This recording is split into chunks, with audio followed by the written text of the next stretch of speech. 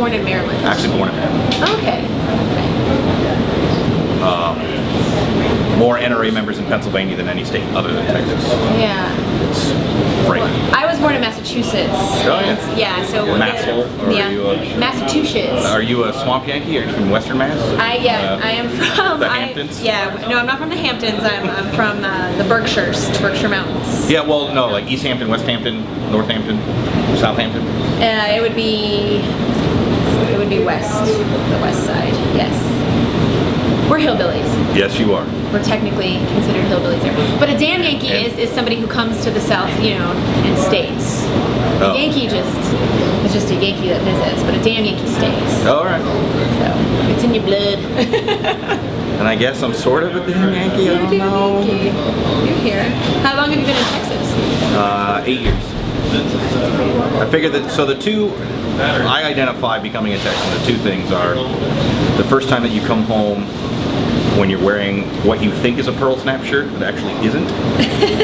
You go to take it off and you rip all the buttons off of your shirt. Oh yeah. So I think that, and when you go out west and you're coming back and you hit El Paso on I-10 and you're like, yay, I'm in Texas, I'm home, and then it's 9.5 hours to Austin. Yeah, it's still a long way to As soon as you realize that, it's still 10 hours to your house. Yeah. Texas is unique that it has that many landscapes. I mean, we've got the desert, we've got the lakes, we've got the ocean. So, but it does take a long time to drive over. The piney woods. Yeah, absolutely. So, my main question is, how does a man from Maryland that moved to Pennsylvania, how does a damn Yankee become a pitmaster in Texas? Well, first of all, I shy away from that master part because that thing still tells me what to do. I'm still listening to what it's telling me. But mostly it came from when I first moved down here, and I had to spend a lot of money on a house, and, renting a house and getting a car and all that stuff. I didn't have a lot of money to eat the way that I wanted to, and then somebody made the mistake of taking me to Cooper's out in Milano, and I fell in love with the barbecue, and so I immediately came home and looked up how to do it, and I discovered that, for the price of one average meal going out, I could have 6 or 8 meals for myself. So I just started playing around with it that way. What did you like most about Cooper's? It's pretty, while being still very artsy and artistic, it takes a lot of skill to do what they do. It's very industrialized and it's very pleasantly brutal. When you go and they open up that pit, there's 22 different kinds of meat lined up for you, which nobody else really has. And that cowboy style of cooking, that real hot, you have to do it outside because it throws so much heat into the air and it throws so much smoke when you open those big pits. You get to see the whole entire process. You get to see the guts of it. It's really, really cool. So tell me about your indoor smoker. That's what you guys have going on. Yeah. We have a J&R Smokemaster 250 RFS. It's all electric in terms of thermostats and fans, but the heat source is exclusively wood. It has a heater element in it like a home oven, but we can't turn that on because it pops the fuse that thing is mounted to. So all the heat is from the wood, all the smoke is from wood, there's no natural gas, no electric, no propane, and it's got a convection fan in it that keeps the heat and the smoke real even throughout the whole big box. Oh, interesting. I've never heard of electric. Yeah, they're out there. There are a lot of them. The J&R, in my opinion, is pretty much the top of the line. There are a lot of less expensive ones that aren't as well insulated that count on using that electric element for the heat, and then you throw a log in every 4 or 6 hours and that just throws smoke out. But that just cooks with nothing but the wood heat. What kind of wood do you use?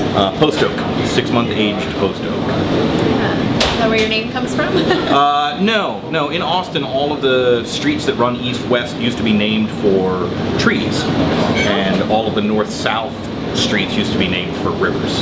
The rivers thing still is still there, but really the only clue left to the east-west streets being trees is the old Pecan Street Festival, because 6th Street used to be called Pecan Street. Oh yeah. And so I can't remember what 1st Street used to be, 2nd used to be Live Oak, and since we're on 2nd Street, Live Oak Barbecue. Nice. So you used to judge barbecue competitions. How does one become go from being a competitor and a judge to running your own restaurant here in Texas? Well, going from being a competitor and just, paying your fee and turning your paperwork in, once you do it a couple of times, you get to know the people that run the competitions, and, you get to be buddies with a whole lot of the other competitors that you see all the time. And then one year when you're not planning on competing and they know that, they'll call you up because they're running Chi-O's judges. Yeah. And Taylor International asked me to come out and judge one year. And so I went in and did that. It was actually pretty easy. And I think it was more fun than actually cooking, because I didn't have to do anything but sit there and write stuff. And eat. and eat a little bit. Yeah. But yeah, and then, that kind of sort of being the competitor led off into sort of catering gigs and things like that at the same time, even when I judged. And that's ultimately what led into me being here. Was I catered an event, and my partner had always wanted to open a barbecue joint, and he had my food at the event, and he loved it. And he loved kind of the event was a bunch of livestock portraits, cows and goats and sheep, and so anything that there was a picture hanging of at the event, I cooked and put on the table so people could eat it at the same time. Nice. Well, I think that somebody who can, carve up over 100 pounds of, meat in one event knows a thing or two about slinging some barbecue. Yeah. That's 100 pounds is nothing compared to what some of these other people do, but yeah, doing not just 500 pounds of brisket, doing different animals that have different cook times, different cook temperatures. Yeah, that's really exciting. Juggling all that stuff is fun. You guys do a Saturday special here. I'd like to know more about that. Tell me about that. Well, it came about because I didn't want to cook the same 11 things 80 hours a week, because I knew, once we hit the plateau of we couldn't make it any better without spending a lot more money, I knew I would get bored very quickly. And so a solution for me was to take advantage of our position here in Austin, just physically, and being amongst all these different landscapes, all the different terroirs where a lot of different vegetables were growing and a lot of different animals were being raised, and take advantage of that seasonal rotation. Just bring things in, bring in other cultures and other approaches to barbecue than just Texas, because that's one of the things that pit lets me do, is because it's so steady and so even, I can use it to braise things. I can use it to put a lot of heat very quickly into very small things, like little skewers of meat and things like that. So, what's the most exciting thing that you've ever cooked up for this Saturday menu? I would say a few weeks ago I did an elk ham. I did the rear leg of an elk that was just absolutely gorgeous. It was not very gamey. I didn't brine it or anything. Just very, very lightly seasoned it, and paid attention to it for a few hours. But that came out, it was like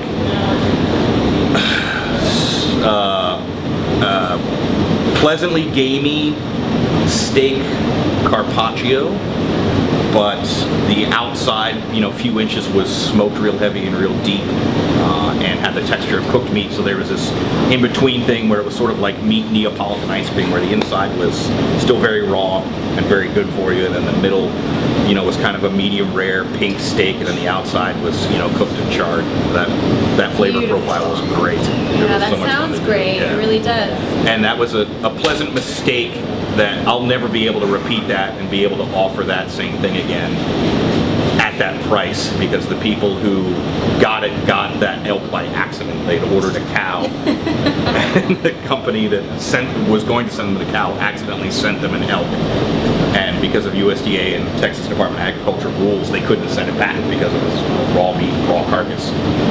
So they were just like, hey, we need help. You want some really cheap elk? And I was like, yes. So your patrons can really expect a lot of surprises on Saturdays. Yeah, you never know. It's been 2 years. I haven't repeated myself. I've used similar meats, and I've used the same meats, and I've used similar sauces and similar approaches, but I've never boomeranged a recipe. That's just something that we do around here to keep ourselves interesting. Tell me about the term smazed. Smoker braised. Yeah. That's just, again, because that smoke master is so even. What we can do is we can put smoke to something, like when you're braising, normally you you brown it in a big pan to get that Maillard reaction, to get those, you know, really caramelized little bits, those big flavor enhancers. Keep the juice inside. Right. But what we can do is we can put smoke to something for a few hours and then get a braising liquid together and then put that smoked, whatever it is, into the braising liquid, seal it up tight and put it in that smoker, because we tend to cook, during the day we cook at 250 degrees, which is perfect braising liquid temperature. Yeah, beautiful. Beautiful. Yeah, it's a good combo cooking technique that opens a lot of things up that you can't normally just smoke that are real lean. Like wild boar rear legs are really, really lean, and so that helps. That technique helps keep moisture in them. Fantastic. Pitmaster. Yeah, the jerks do. Tell Paul that link is you. I'll tell him that. Literally, that's what I found going to all the little joints out in the sticks, you know, the Giddings City Markets, you know, the things like that. Miss Tootsie out at Snow's. The people that call themselves pitmasters aren't. Yeah. And that's the only thing that I will put across the board to Texas barbecues. Well, it's also that with many more syllables, you know what I mean? Like pit boss. That's so much quicker to say. Never mind that. More like barbecue too to me. Like, the worst thing in the world to see in terms of pure Texas barbecue, in my opinion, is somebody wearing a chef's coat, I say wearing a chef's coat, with their full name, not just their first name, not just a Christmas present, but their full name, and then the words pitmaster on it. Yeah. No. So pit boss. Like really. Yeah, and like I said, I mean, you know, again, 2 years into it, I'm still figuring out the corners of that thing, and by no means will I say that I'm a master of that thing at all. That's great, and I'm really glad that you were on camera saying that, because I think that was a good way to explain it. So the thing that makes you kind of unique is that you work with a lot of local farms. None of your meat really comes from too far away. Right, yeah, right. Most of that just has to do with a barbecue baseline, is that whenever you're dealing with frozen meat, it's different than fresh meat. And it does not cook, it doesn't hold the texture, it doesn't hold the flavor like fresh meat does. And so the quick and easy solution to that is to get it never frozen. And the best way to do that is to deal with local farms and local aggregators, people that deal with a lot of other local, you know, local farms or local producers, and then can just make you a single delivery of a lot of things. I think the furthest away is just outside of Fort Worth from here. So the furthest away that I get any of my protein is 4 hours. So it's just, you know, a short truck ride. It doesn't get fresher than that. No, and some of my, while they were still open and producing, we did house bar farms, chickens for a little bit, but Bastrop is the closest, Rockdale is a close second after that, and then most of my beef comes from Corpus Christi, most of my pork comes from Victoria. My poultry comes from just on the other side of Lockhart from here in Nixon. See, those are all the normal cuts of beef that you hear, but I want to talk about the not so normal meat that you have, like the quail and the rabbit. Sure, yeah. The duck tamales. Yeah, those are so much fun to do, and that still holds the record for the quickest selling Saturday special. Like, I was not anticipating people would be buying dozens of them for family events. Like, I figured people would just be buying 3 and 6 to sit here and eat, but I think we only managed to have those for about half an hour. Yeah, and that was all. That was mostly Springdale Farms ducks, augmented with a few from Sebastian out of Countryside. Springdale Farms, I think, is maybe 12 or 13 blocks away. It's one of my favorite urban farms here. But yeah, that one was a lot of fun to do, and I don't think anything came from more than 5 miles away from here. That's fantastic. That's really great that you guys do that. So tell me about the rabbit. Where does the rabbit come from? Countryside Farms out in Bastrop. Crazy Sebastian, the Belgian. It's absolutely phenomenal. Everything I've ever gotten from him has been fantastic. Now, a lot of our viewers haven't tried rabbit meat, and a lot of people would be apprehensive about it. So it's great. It's how can I describe it? The best. It is. It's rabbit. It's very good. It's very clean. When it's raised responsibly, and by that, when it's raised, when it's farmed, it's a very clean taste. It's actually very low fat once you skin it and once you trim it all out. It's very, very lean. And again, if it's raised responsibly, you can eat it raw if you want to. So you can, quick grill it. You can cook it very fast just to get some heat on it.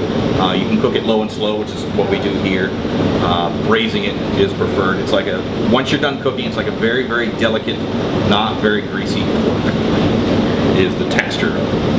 And then it takes up, because it's so lean, it takes up flavors very well and very quickly. So you can tell the rabbit what it's going to taste like very, very easily without doing a lot of work. So you get to work with a lot of exciting flavors here. You work with a lot of local farms and getting a lot of exciting flavors. Tell me about the fig barbecue sauce. Yeah, that was most of those figs. I'm professionally and pleasantly personally not going to tell you where they came from. Okay. But that very seasonal. Fig trees grow very well here in East Austin. Our soil is very deep and very dark. This is why there are a lot of urban farms located right near us. There are 2 seasons of fig harvest if people take care of their trees here. There's one in the spring and there's a Brava harvest in the fall. If the tree is very well taken care of, in Texas it'll throw off another crop of figs in the fall. And I think that one was a Brava harvest of figs, was the second harvest. So is that how you sweeten your barbecue sauce? No, but the sweetener in the barbecue sauce is straight brown sugar. The fig was a Saturday special thing because they metaphorically landed, the figs metaphorically landed in my lap. It sounds like an exciting flavor and I can't wait to try it. And I can't wait to sample some of your food later. So thank you so much for talking with us today. I know you've got to get back to work. So yes, ma'am. Thank you very much. Yeah. Second year anniversary. Yes. You guys have been open. Just kind of a coincidence that you opened on Cinco de Mayo. Yeah, I was so exhausted from putting the place together, and once we had all the permits and all the tax stamps and said it was okay for us to actually sell food to the public, I said, okay, let's open tomorrow, just not looking at the calendar at all. So it's kind of made us step up our game for, last year for our anniversary party, I did a full Argentine style parrilla out back, full open indirect grill.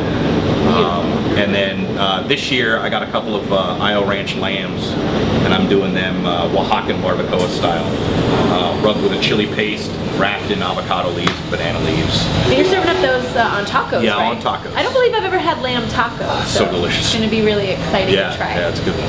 Yeah, that's really great. Is that what you needed? Anything else, Ed? I think we covered all. Are you looking for anything else as far as local? All right. Is that a cut? Yeah, that's good. All right, 5, 4, 3, 2, 1, last chance. All right, bye.